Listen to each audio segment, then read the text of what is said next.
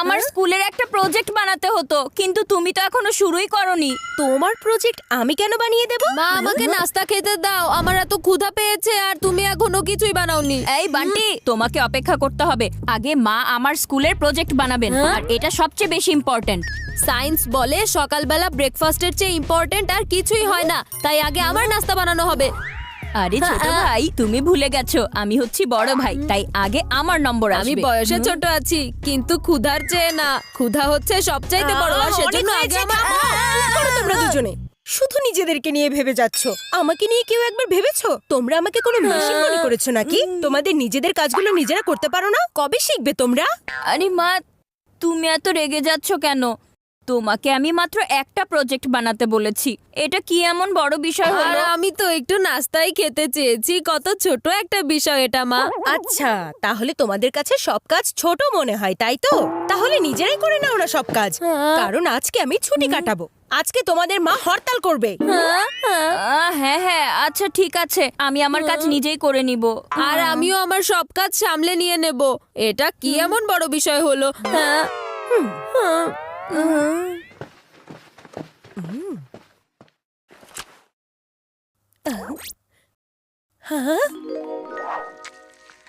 এই আর্টের প্রজেক্ট শেষ করতে করতে আমার 2 ঘন্টা সময় লেগে গেছে। যদি মা এটা করতো তাহলে সুপার ওভারের মতো 10 মিনিটেই হয়ে যেত।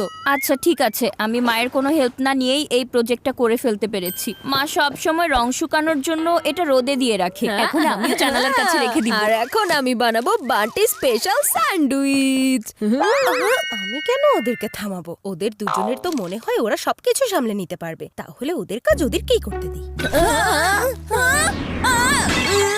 বান্টি, তুমি এটা কি করলে? কত কষ্ট করে আমি এই প্রজেক্ট বানিয়েছিলাম, 2 ঘন্টার পরিশ্রম তুমি 2 সেকেন্ডে খারাপ করে দিলে।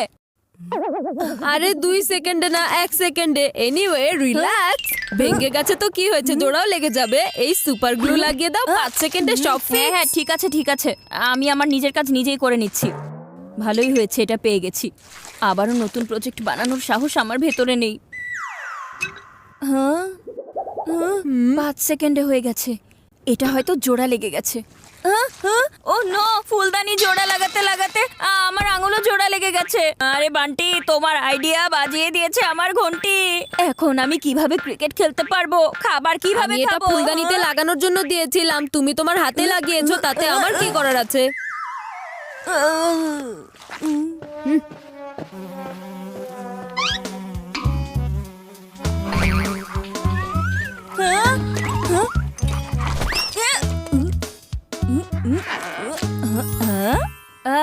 আমার আঙুল আর আমার মগজ দুটোই ঠিকঠাক হয়ে গেছে।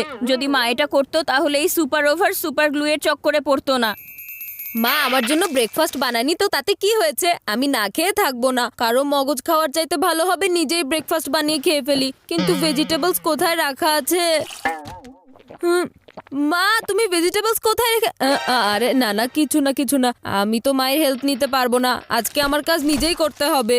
হ্যাঁ বান্টি বাবা, আমিও দেখতে চাই তুমি কাজ করো নাকি সব নষ্ট করো। স্যান্ডউইচ বানাতে চাইছো, আর তুমি এটা জানো না শসা আর টমেটো কোথায় রাখা আছে? আরে ওগুলো ওই ড্রয়ারে রাখা হয়, ওখানে আরে গিয়ে যাও দেখো। যাও, গাজর মূলা চেনাতে এসো না, আমি ভালো করেই চিনি।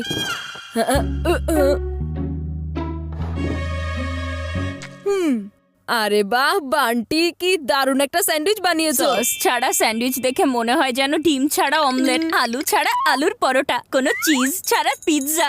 এটাতে একটু ক্যাচআপ দাও, তাহলেই না মজা লাগবে। আমি এটাই ঢালতে যাচ্ছিলাম, তুমি আমাকে শেখাতে চাইছো কেন? আজকে তো আমি জ্যাম্বো স্যান্ডউইচ বানিয়েছি, মায়ের বানানো স্যান্ডউইচের চাইতেও বড় আর অনেক বেশি টেস্টি। আর এখন এটা খেতে লাগবে বেশি বেশি মজা।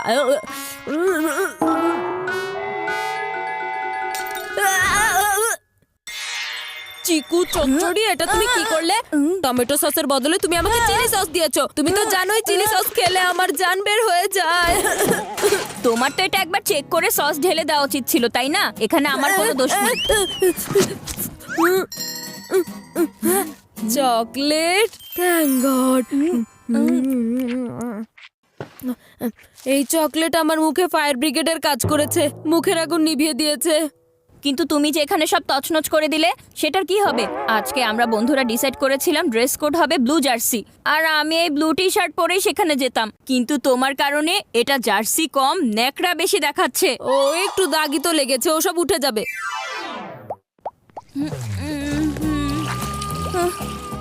এত বেশি সাবান লাগাচ্ছি কিন্তু এই দাগটা তো উঠছেই না। এখন আমি কি করব? আরো একটু বেশি জোরে জোরে ঘষো, একটু বেশি পরিশ্রম করো।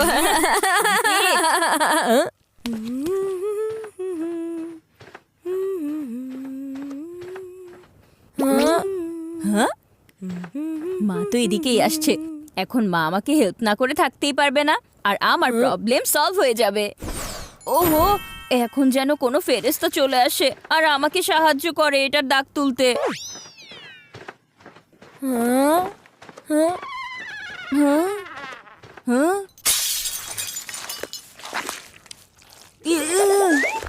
আমাকে যদি সাহায্য করতে না পারো অন্তত দাঁত দেখানো তো বন্ধ করো। বান্টির কাছে সব সমস্যার সমাধান থাকে। হ্যাঁ দেখো চিকু ভাইয়া, এই দাগ এত সহজে উঠবে না। আমি জানি মা এমন কঠিন দাগ একটা স্পেশাল পাউডার দিয়ে তুলে ফেলে, যেটা ওখানে রাখা আছে উপরের তাকে। তোমার হাত অনেক উপর পর্যন্ত আছে।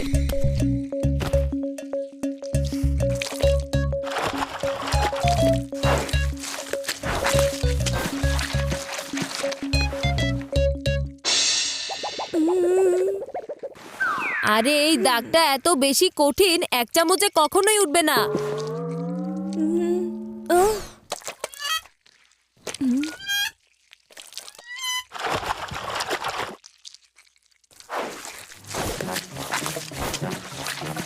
দাগ তো উঠে গেছে, সেই সাথে আমার টি শার্টের রঙও উঠে গেছে। তুমি কোন পাউডার ইউজ করিয়ে দিয়েছো? পাউডার তো ঠিকই আছে, কিন্তু তোমার মেজারমেন্ট ভুল হয়েছে। আমি কি তোমাকে 3 চামচ দেওয়ার কথা বলেছিলাম নাকি? ও নো, আমার টি শার্টের পুরো ব্লু কালারটাই উঠে গেছে। এখন আমি বন্ধুদের সাথে ব্লু জার্সি ড্রেস কোড কিভাবে ম্যাচ করব?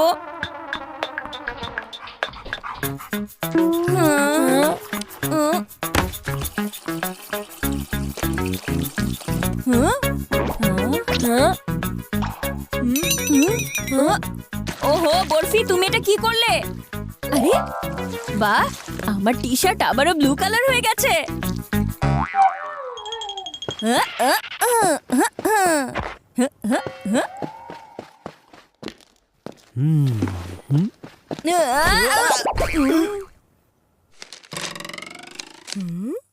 মেঘা, আমার চশমাটা একটু খুঁজে দাও না প্লিজ, আমি ঠিক করে কিছুই দেখতে পারছি না।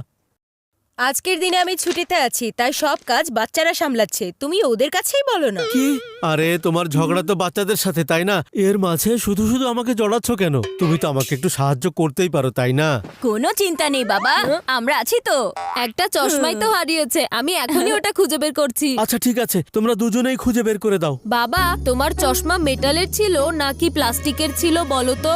হ্যাঁ, কিন্তু এটা জানার কি দরকার? দরকার আছে বাবা, তুমি আমাদেরকে বলো প্লিজ।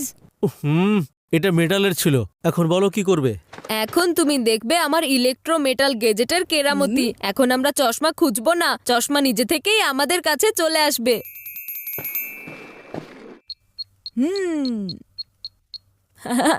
ওরা কাবার্ডের সামনে রাখা শার্ট খুঁজে পায় না, সেখানে হারিয়ে যাওয়া চশমা আবার কিভাবে খুঁজে পাবে?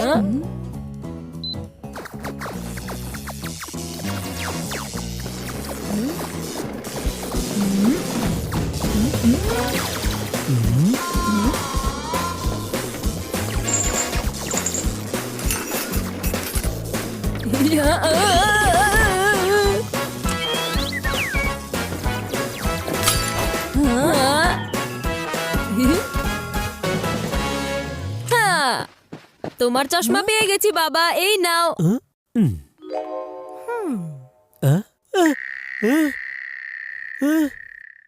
চশমা তো পাওয়া গেছে, কিন্তু ভেতরে কোনো গ্লাসই তো নেই। একটা খালি ফ্রেম পেয়েছি, তোমাদের চক্করে পড়ে আমার চশমার গ্লাস ভেঙে গেছে।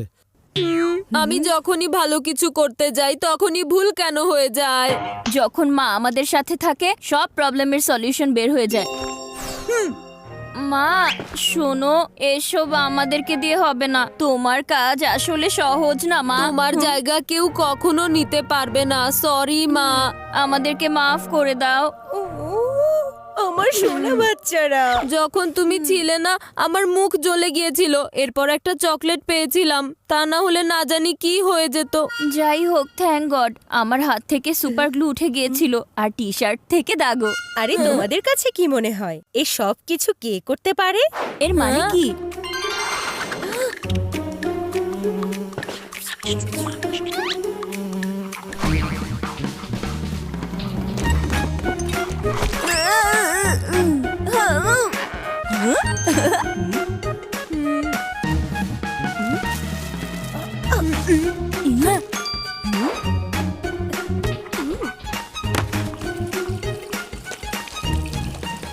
মা, তুমি হরতাল শুরু করেও আমাদেরকে সবভাবে হেল্প করছিলে। মা, আমাদের মনে হয়েছে আমরা লাকি, কিন্তু আমাদের আসল গুড লাক তো তুমি। মেঘা, ওদের দুজনে তো কাজ হয়ে গেছে, কিন্তু আমার কি হবে? আমি একটা খালি ফ্রেম পরে অফিসে কিভাবে যাব? আমার কাছে সব সময় একটা এক্সট্রা চশমা থাকে, তুমি জানো না? হ্যাঁ? এই নাও। আজকে তো আমার চোখ খুলে গেছে। সিরিয়াসলি মেঘা, যদি তুমি না থাকতে তাহলে আমাদের কি যে হতো। East or West, mine is the best.